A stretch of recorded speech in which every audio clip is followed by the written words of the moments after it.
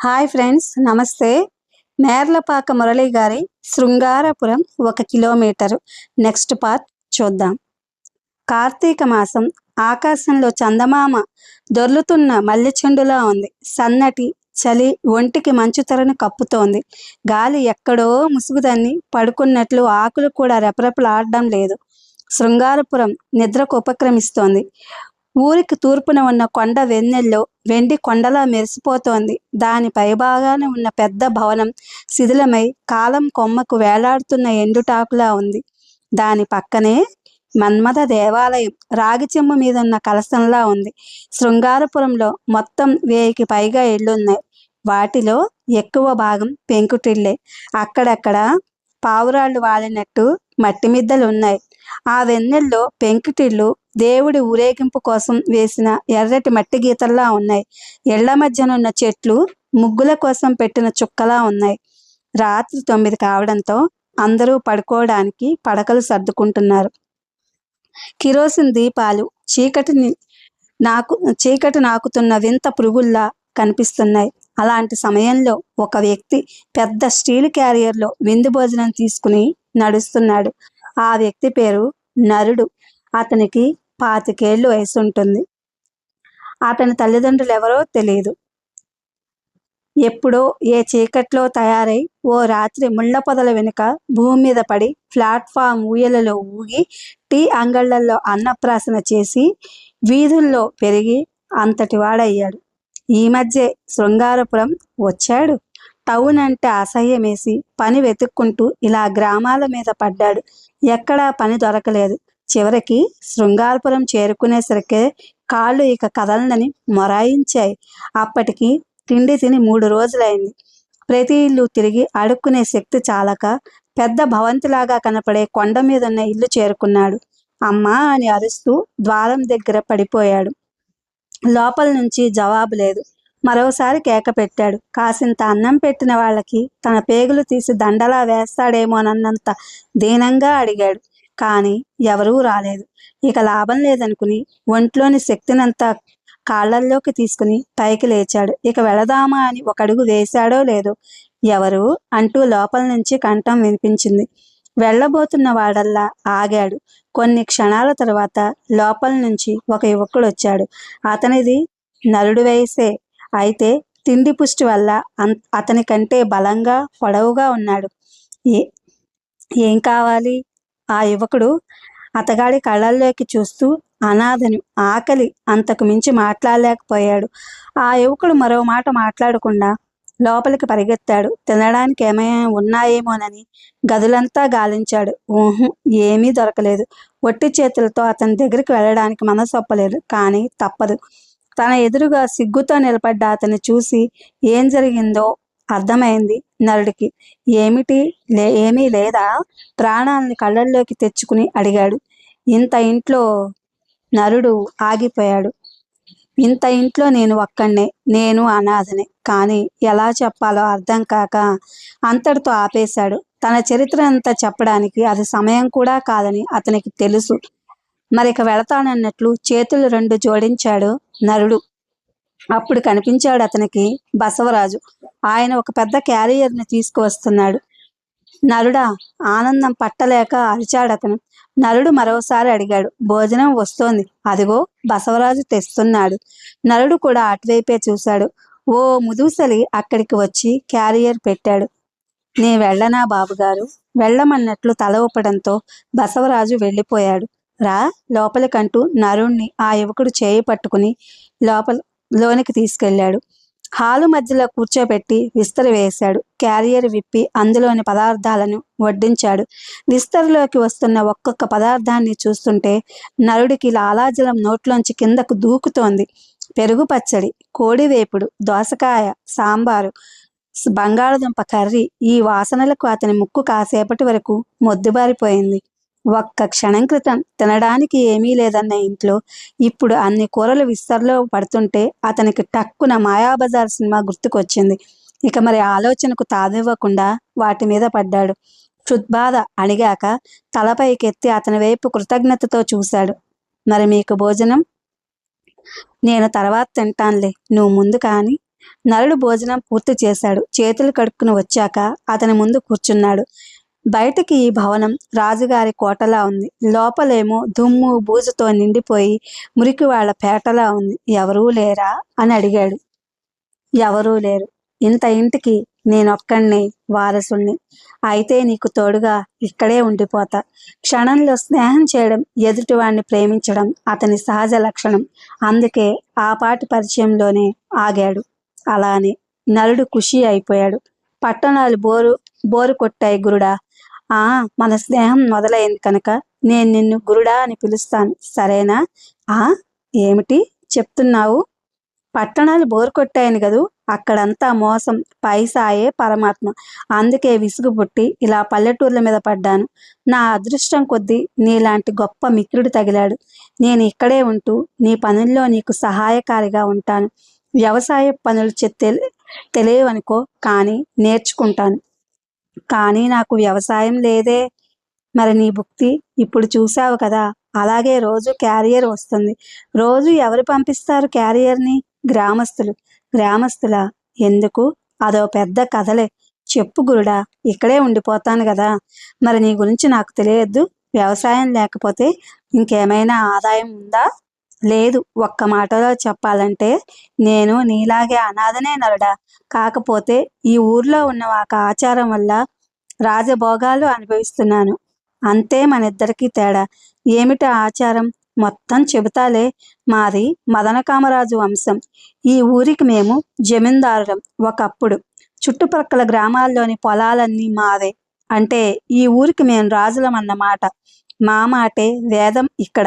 అయితే భూములన్నీ అన్యాక్రాంతమైపోయాయి మా నాన్న చనిపోయాక. మీ నాన్న చనిపోయాడా? నలుడు బాధతో ప్రశ్నించాడు. ఆ నేను సిటీలోని ఒక హాస్పిటల్లో పుట్టాను. ప్రసవం అయ్యాక అమ్మను నన్ను కారులో ఇంటికి తీసుకొస్తున్నారు. నాన్నగారు అప్పుడు ఎదురుగా వస్తున్న ఒక లారీ మా కారుని గుద్దేసింది. ఆ యాక్సిడెంట్లో అమ్మా నాన్న చనిపోయారు. నేను కొన్ని రోజుల పసిగుడ్డుని. నాకు ఎలాంటి దెబ్బలు తగల్లేదు. వెనకనే మా దీవాను మరి కొంతమంది పని మనుషులు మరో కారులో వస్తున్నారు. యాక్సిడెంట్లో బతికున్న నన్ను ఎత్తుకున్నారు. అలా నేను అనాథనైపోయాను. తర్వాత చెప్పాను కదా, ఈ ఊర్లో ఒక ఆచారం ఉందని. అదేంటంటే మా వంశానికి చెందిన పురుషుడితో ఏ స్త్రీ అయినా ఒక రాత్రి గడిపితే ఆమెకు ఆమె కుటుంబానికి ఆరోగ్య అష్ట ఐశ్వర్యాలు కలుగుతాయని గ్రామస్తుల నమ్మకం. నాన్న యాక్సిడెంట్లో చనిపోయాక ఆ వంశంలో మిగిలింది నేనొక్కడినే. దాంతో తల్లిదండ్రులను పోగొట్టుకున్న నన్ను గ్రామస్తులే పెంచి పెద్ద చేశారు. నాకు ఏ లోటు రాకుండా చూశారు. చదువు చెప్పించారు. విద్యాబుద్ధులు నేర్పించారు.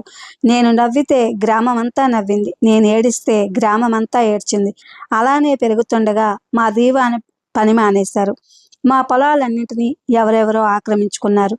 నువ్వు ఇప్పుడు మళ్ళీ ఆ ఆచారాన్ని కొనసాగిస్తున్నావా? నలుడికి ఆ పాయింట్ చాలా కొత్తగా వింతగా ఉంది. అందుకే ఆ ప్రశ్న వేశాడు. అక్షరాల అది ఆచారం కదా. కేవలం దానివల్లే జనం నన్ను పెంచి పెద్ద చేశారు. మా వంశంలో మిగిలిన పురుషుణ్ణి నేనొక్కడినే కదా. అందుకే దాన్ని పాటిస్తున్నాను. 14వ ఏట నుంచే ఆ ఆచారం ప్రారంభమైంది. ఆహాహా, ఏమి వంశం గురుడా మీది. వంశపారంపర్యంగా భూములు రావడం చూశాను. పేరు ప్రతిష్టలు రావడం చూశాను. పదవులు రావడం చూశాను. ఇలా ఇంత అద్భుతమైన రొమాంటిక్ సెటప్ రావడాన్ని చూడడం వినడం ఇదే మొదటిసారి గురుడా. అదృష్టం అంటే నీదే. ఎంచక్కా కొత్త కొత్త ఆడపిల్లలతో రాత్రులు గడిపేస్తున్నావు. నిన్ను చూస్తే నాకు ఈర్ష్యగా ఉంది గురుడా. అది మా వంశం మహత్యం. వచ్చే జన్మంటూ ఉంటే మా వంశంలో పుడుదువులే. తప్పకుండా గురుడా. ఆ దేవుణ్ణి బెదిరించో బతిమిలాడో మీ వంశంలో పుడతాను. రోజు ఓ అమ్మాయితో గడపాలా? కొంతసేపు అయ్యాక ప్రశ్నించాడు నరుడు. అతనికి ఏవేవో సందేహాలు కలుగుతున్నాయి. రోజూ కాదు, పౌర్ణమి రోజున గ్రామంలోని స్త్రీలలో ఎవరినైనా ఒకరిని నేను ఎంపిక చేసుకుని పౌర్ణమి రోజున ఆమెకు కబురు అంపాలి. కబురు అందుకున్న ఆ స్త్రీ పౌర్ణమి రోజు రాత్రి నా దగ్గరకు వచ్చి గడుపుతుంది. ఓ అమ్మాయితో ఓ రాత్రే గడపాలి. అందరికీ ఛాన్స్ రావడానికే ఈ ఏర్పాటు. ఇక భోజనాలు కూడా అంతే. గ్రామస్తులే వంతులు వేసుకుంటారు. రోజుకొకరు చొప్పున 3 పూటల క్యారియర్ పంపుతారు. రొటేషన్ పద్ధతి అన్నమాట. మొత్తం 1000 కుటుంబాలు రోజుకొకరు చొప్పున భోజనాలు పంపడం పూర్తయ్యాక తిరిగి తొలుత భోజనం పెట్టిన కుటుంబానికి వంతు వస్తుందన్నమాట. అయితే పౌర్ణమి రోజున నేను ఎన్నుకున్న అమ్మాయి కుటుంబం తమ కుటుంబంలోని స్త్రీని ఎంచుకున్నందుకు గాను కృతజ్ఞతతో విందు భోజనం పంపిస్తుందన్నమాట. గురుడా, నీది జన్మంటే, నీది వంశమంటే, నలుడు 2 చేతులు ఎత్తి నాటకీయంగా అన్నాడు. మళ్ళీ అతనే, అవును గురుడా, 14వ ఏట నుంచి ఈ ఆచారాన్ని కొనసాగిస్తున్నావు కదా, మరి ఈ 1000 ఏళ్ళు అయిపోయాక ఏమిటి పరిస్థితి? ఇక అమ్మాయిలు లేకపోతే ఏమిటి గతి అని తన సందేహం వెలిబుచ్చాడు. అది రొటేషన్ పద్ధతే. ఇది ఎప్పటికీ పూర్తి కాని సైకిల్ అన్నమాట. మొదట ఏ స్త్రీతో గడిపావు గురుడా? మొత్తానికి నీ చరిత్ర అంతా వెరీ ఇంట్రెస్టింగ్. అది అది కస్తూరితో కాసేపు గుర్తు చేసుకున్నాక చెప్పాడు. ఎవరామె? ఆమె నా ఆలనా పాలన చూసేది. మా వంశాచారం కూడా ఆమెతో చాలా తమాషాగా మొదలైంది. నా బట్టలు ఉతకడం, నాకు స్నానాలు చేయించడం, నాకు బట్టలేయడం అన్నీ ఆమె చేసేది. నాకు 14 ఏళ్ళు వచ్చేటప్పటికే ఆమె వయసు 30 ఏళ్ళు. ఆ వయసులో కూడా ఆమె బాగా ఉతికి ఇస్త్రీ చేసిన బట్టల ఫెళఫెళలాడుతుండేది. నాలో శృంగారపరమైన స్పందనలు తెలిసే ఆ యుక్త వయసులో ఆ పాత ఆచారం తిరిగి నాతో ప్రారంభమైంది. నాతో ఎక్కువ సన్నిహితంగా గడిపిన కస్తూరికే మొదటి ఛాన్స్ ఇచ్చాను. ఊరి ప్రజలు ఆ తర్వాత నుండి ప్రతి పున్నమికి నేనే నా భాగస్వామిని ఎంచుకునేవాణ్ణి. నరుడు తను వింటున్నది నిజమో కాదో తేల్చుకోలేనంత ఆశ్చర్యంలో పడిపోయాడు. ఇలాంటి ఆచారం ఒకటి ఉంటుందని ఎవరైనా చెప్తే నమ్మి ఉండేవాణ్ణి కాదు. కానీ నిజంగా నిన్ను చూస్తున్నాను గనక తప్పడం లేదు గురుడా. అసలు విషయం మర్చిపోయాను. నీ పేరేమిటి? గోపాలకృష్ణ. ఆహా, ఏం పేరు పెట్టుకున్నావు? ఆ కృష్ణుడే నీ అవతారం ఎత్తినట్లుంది. సరసాయనల్లా ఇద్దరం ఇక నుంచి కలిసి ఉన్నామన్నమాట. సారీ, నవనారాయణుల్లా మనమిద్దరం కలిసి ఉంటున్నామన్నమాట. అవును, బసవరాజు కూడా ముసలివాడైపోయాడు. క్యారియర్ తీసుకుని కొండ ఎక్కలేకపోతున్నాడు. ఇక ఆ పనులన్నీ నువ్వే చూసుకోవాలి. సరే గురుడా, అలానే నరుడా. మన పిలుపులు ప్రాసయుక్తంగా కుదిరాయి అంటూ గోపాలకృష్ణే నవ్వాడు. మీ భవనం చూడొచ్చా? నరుడు లోపలికి చూస్తూ అడిగాడు. నిరభ్యంతరంగా అతను చుట్టుపక్కల పరికిస్తూ లోపలికి అడుగు వేశాడు. ఎప్పుడో చాలా సంవత్సరాల క్రితం కట్టిన భవనం అది. అక్కడక్కడ పెళ్లలు ఊడిపోయి వార్ధక్యం ప్రారంభమైనట్టుంది. అందులో దాదాపు 15 గదుల దాకా ఉన్నాయి. పైన మరో 3 గదులు ఉన్నాయి. మధ్యలో విశాలంగా హాల్ ఉంది. ఏవో 2-3 గదులు తప్ప మిగిలినవన్నీ నివాసయోగ్యంగా లేవు. గచ్చు బాగా లేచిపోవడం వల్ల కిందనున్న రాళ్లు పైకి లేచి వికారంగా కనిపిస్తున్నాయి. ఓ గదిలో గోపాలకృష్ణ సామాను, మరో గదిలో ఒక పెద్ద మంచము ఉన్నాయి. ఇంకో గదిలో పుస్తకాలు చాలానే ఉన్నాయి. ఏం పనిలేదు కదా, అందుకే పుస్తకాలతో కాలక్షేపం. నలుడు వెనక నిల్చుని చెప్పాడు గోపాలకృష్ణ. గురుడా, పెళ్లి చేసుకోలేకపోయావా? ఇంత పెద్ద ఇంట్లో ఒక్కడివే ఉండడం భరించలేని నరకం. పెళ్లి ఆలోచన ఇప్పటికి రాలేదు. ఇక నాకు ఎక్కడి ఒంటరితనం, నువ్వు తోడున్నావుగా అంటూ నరుడి మీద అతను ఆప్యాయంగా చేయవేశాడు. ఇద్దరూ ఇంటి బయటకు వచ్చి కొండ మీద కూర్చున్నారు. ఊరు వెన్నెల్లో గ్లాసు బిగించిన చిత్రపటంలా ఉంది. పక్కనున్న దేవాలయం ఇసుకలో పెట్టిన గూడులా ఉంది. ఏం దేవాలయం అది? మన్మథ దేవాలయం. మన్మథ దేవాలయమా? బిగుసుకుపోయాడు నరుడు. కాసేపటికి తేరుకున్నాక అన్నాడు. అదేమిటి గురుడా, ఎక్కడైనా రామాలయం కృష్ణాలయం ఉంటాయి గాని ఇదెక్కడ చోద్యం? శృంగారం దేవుడికి దేవాలయం ఉండడం నేను ఇంతవరకు వినలేదు. అదే మరి మా ఊరి స్పెషాలిటీ. ముక్తికి మార్గం భక్తి రక్తి అన్నారు పెద్దలు. మేం రెండవది ఎంచుకున్నాం, అంతే తేడా. ఇంకో విచిత్రం చెప్పనా? ఆ దేవాలయంలోకి వెళ్ళి దేవుణ్ణి దర్శించుకోవాలంటే స్త్రీలు పైట తీసి బొడ్లో దోపుకుని వెళ్ళాలి. పురుషులు తమ కండువాలను తువ్వాళ్లను మొలలకు చుట్టుకోవాలి. అంటే టాప్లెస్ అన్నమాట. ఇది దేవాలయంలోని ఆచరణలో ఉన్న పద్ధతి. నలుడు అలా నోరు తెరిచి వింటూ ఉండిపోయాడు. ఎందుకంత ఆశ్చర్యపోతున్నావు? ఆ వెంకటేశ్వర స్వామి దగ్గరికి వెళ్ళిన వాళ్ళు గుండు గీయించుకుంటున్నారు కదా, ఎందుకనుకుంటున్నావు? తన అహం తగ్గాలని. అలాగే ఇక్కడ ఏమైనా ఏ ఆచ్ఛాదన లేకుండా వెళ్ళి దేవుణ్ణి దర్శించుకుంటారు, మోహం తగ్గాలని. ఆఫ్ కోర్స్ స్త్రీలు రవికలు ఉంచుకోవచ్చు, కేవలం బయట తీసేయాలి. ఆహా, మీ ఊరు బ్రహ్మాండం గురు. ఇలాంటి ఊరు నేను ఇంతవరకు కనలేదు, వినలేదు. ఇప్పుడు కన్నావు కదా అని నవ్వాడు గోపాలకృష్ణ. రేపటి నుంచి నేను మన్మథ దేవుణ్ణి కొలుస్తాను. ఛాన్స్ దొరికితే రక్తి, లేదంటే ముక్తి. జాగ్రత్త, పరువాల వైపు చూశావంటే జనం ఒళ్ళు చీరేస్తారు అని నవ్వుతూ హెచ్చరించాడు అతను. నరుడు అటు ఇటు చూస్తూ, అబ్బా, వెన్నెల భలే ఉంది గురుడా. అలా వెన్నెల్ని చూసి ఎంత కాలమైందో. ఆ టౌన్లో ట్యూబ్లైట్ల కాంతి తప్ప వెన్నెలే కనిపించదు. వెన్నెల ఈరోజు అద్భుతంగా ఉంది. పౌర్ణమి కదా.